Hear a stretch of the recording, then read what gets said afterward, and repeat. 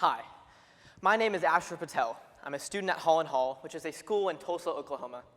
And today, I would like to share with you my insights about political dysfunction in America from a bipartisan perspective. Now, if I'm to talk about problems in partisan America, I must first explain why partisan hostility exists. You see, our natural need to defend ourselves and our parties is actually not our fault. It's our brain's way of protecting ourselves. In 2016, to test the human's ability to change one's mind about politics, USC tested 40 liberals by giving them political prompts and counter-arguments to read while undergoing an MRI of the brain. Well, an unexpected thing was found out by the researchers. A part of the prefrontal cortex associated with emotions increased in activity, and a part of the frontal cortex associated with changing your mind, or what Jonas Kaplan, the lead author of the study, called cognitive flexibility, decreased in activity. Essentially, the researchers found that as humans, we naturally get more emotional and resist changing our minds when presented with opposing political views. Now, this problem has only been worsened by the popularization of social media in American society. These platforms, they work via algorithms to promote the most likes, views, comments, shares, interactions, etc. And well, think back to your childhood days. No one made a big fuss over someone complimenting someone or helping someone up. No, it was the fights, the loud arguments, the rude remarks. That's what we were all drawn to.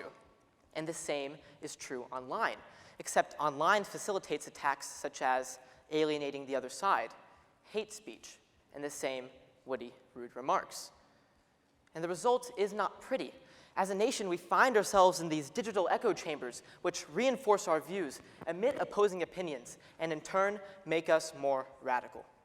And these echo chambers, they extend into our social lives, where many people feel a political party is close to their identities and struggles to sit across from someone on the other side. This polarizing climate creates an us versus them mindset in America, making politics a competition instead of a system of collaborative change. As Americans, we have no value in being American, but instead whom we vote for.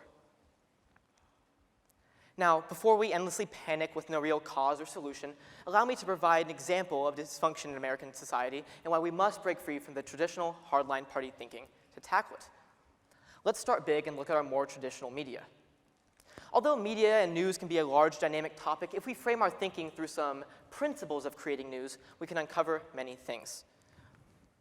Our three principles of creating news are: news is created by individuals, news companies need consistent audiences, and it is beneficial for news companies to provide analysis and opinions instead of facts and data. Well, let's break that down. Well, although news companies are no longer funded by political parties, it is known by the average American that certain companies have certain audiences, and well, the data backs up this suspicion. In 2019, the Pew Research Center found that of the Americans who primarily watch Fox News, 93% are Republican or leaning Republican. And for MSNBC, 95% Democrat or leaning Democrat. These drastically differences in audiences arise from our first two principles of news. Well, first, my critique is not that news is some evil thing trying to tear the country apart. It's just that because news is created by individuals who carry their own ideological lenses, it makes sense that certain authors will portray certain biases and viewpoints better than others. And because news companies need consistent audiences of people who feel good when they read and watch their news, authors under one ideology often combine under an organization. And the fact that a company holds a certain type of bias is widely known. I mean, a simple Google search can tell you how any company historically leans. Furthermore, news provides an important check on people in power and politicians by uncovering hidden information. The only problem happens when an individual gets stuck in one of those informational bubble alternate realities where their views go unchallenged, their news goes unchecked for misinformation, which compounds their political radicalization. And we can find ourselves stuck in these informational bubble alternate realities because of our third principle of news, the fact that news companies now provide more analysis and opinions. Researchers at the Research and Development, or RAND Corporation, used AI technology to scan written and televised media from 1989 through 2017 for instances of emotional appeal or subjectivity. Their results characterize modern media as media that has moved from more context and objective-based reporting to reporting that is more subjective, relies more heavily on argumentation and advocacy, and includes more emotional appeals. This leveraging of human emotions makes sense for these companies, but still it is damaging to the American individual and their ability to think critically about what they intellectually consume. Now, we can't blame these companies for sensationalizing news because in my generation, full of fast-paced TikTok content and quick notifications, it can be hard for an individual to sit through an informational wall of text if they do not feel an emotional attachment to it. And this need for emotional belonging is why someone like Tucker Carlson is so successful. His ability to rile up the audience with his fast, passionate, articulate speech, not some highly profound level of experience, is what makes his show a must-watch for many Americans. This theatrical, reactionary style of news seen across many companies is only made worse by the fact that news hosts can focus all of their attention towards one ideology, making the other side the butt of the joke. And well, that's the key issue. Because we live in a society full of endless entertainment, news has been forced onto the same path. But the downsides of a news company being so intimately connected with an individual can be tremendous, from the previously mentioned polarized society to the general public's ignorance about a flaw that may be plaguing one or both parties. Democracy is contingent on a well-informed population, and when that is ended, dysfunctional systems are permitted. One such example is the general public's allowance of gerrymandering, which has received very little media attention except for as a means to predict election outcomes. Now, I imagine many of you are at some level familiar with gerrymandering, but here's a brief overview. Our representatives, they're elected in districts by people across the country, a system which in theory gives the people a voice, holds leaders accountable, and has the efficiency of having representatives. Every 10 years, we conduct a federal census, the demographic data of which states then use to draw district lines to form for many positions, including the House of Representatives. Now, you would think that these district lines would look smooth with maybe smaller sections in bigger cities because of their higher populations. Instead, they look something like this. That's the current map of Oklahoma districts, and although they may seem random, they have been strategically designed. You see, in 37 of our 50 states, state legislators are in charge of drawing district lines, and naturally, they form districts to benefit their parties in the future. To see what I mean, let's look back at Oklahoma, for example, which had Republicans in power the last time districts were redrawn. If we look at Oklahoma City and Tulsa, the two largest cities in Oklahoma, you can see that Oklahoma City has been split across many districts, and Tulsa has been grouped into one district with more rural areas like Wagner attached to it. Now, both of these strategies, they work to dilute the higher Democratic-leaning populations found in these larger cities, making it harder for the people in the cities to have their voices heard. Essentially, a voter is given more or less of an impact depending on their agreement with the legislative party. I mean, in the most simple terms, instead of a voter picking their representatives, representatives are able to pick their voters. And while historically this partisan gerrymandering started in the Republican Party, Democrats quickly followed suit. It is a structural flaw. Take a look at the map of Illinois, for example. Those overreaching oblong branches shows you that gerrymandering has taken place. Additionally, after our most recent election cycle, Vox commented that, and I quote, "In Texas, the GOP made a strategic decision to focus on safety for its incumbents, instead of expanding their reach. So they swiped out most swing districts, making Republican incumbents harder for Democrats to defeat."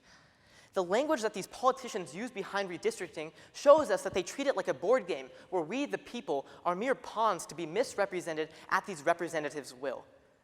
And while for some this issue has become a partisan one with either side either winning or losing the redistricting game, if we take a step back and look at this system objectively, no matter who is winning the manipulation, it is simply corrupt. We live in a nation where a change in leadership and therefore ideology is not possible even if most of the people in an area want it. And this political game can be seen across many areas of politics, from the order of names on a ballot, to voting limitations like absentee voting bans and voting only on work days, to the fact that many laws help big lobbying corporations over the average American citizen. Now, it's important to note that all of these issues, they do not arise from the poor morals or corruptions of an individual politician or politicians. No, they arise because of our dysfunctional American system, which enables this abuse of power and lack of social pressure against it.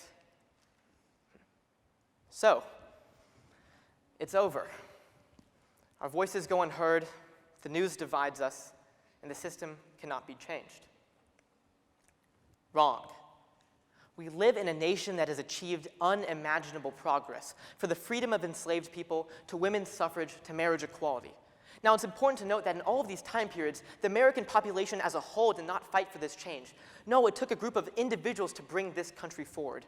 And now is the time for our next big hurdle. And it is in our hands as the individuals to change it. The common theme of progress in this country is a story of individuals coming together to contest the dominant group or system. I challenge you to see that correcting our dysfunctional American system supersedes all party lines. Our democracy is meaningless in a world of gerrymandering, voter suppression, isolated viewpoints, and countless other hidden issues. If we break free from the traditional hard-line party thinking, we can unite for a future where the people's voice creates meaningful legislation. The real battle is not against the other side, it's against the very system that is limiting our growth.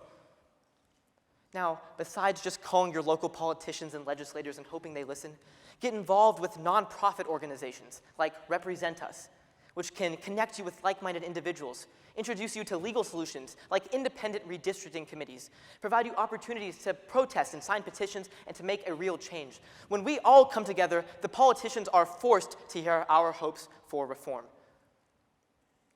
Now, if you don't have the time to protest, advocacy can take form in many ways. Simply sharing this discussion with a neighbor creates a ripple effect far beyond your imagination. And I know it can be hard to feel empowered in a place like Oklahoma, miles and miles away from our nation's capital, but you must understand that in the instances of women's suffrage and marriage equality, they did not happen federally overnight. No, they happened because over time, individual states passed laws until eventually the federal government followed suit. You have the ability to create change and empower others anywhere. One thing is true: inaction will never lead to progress. So what are you waiting for? Thank you.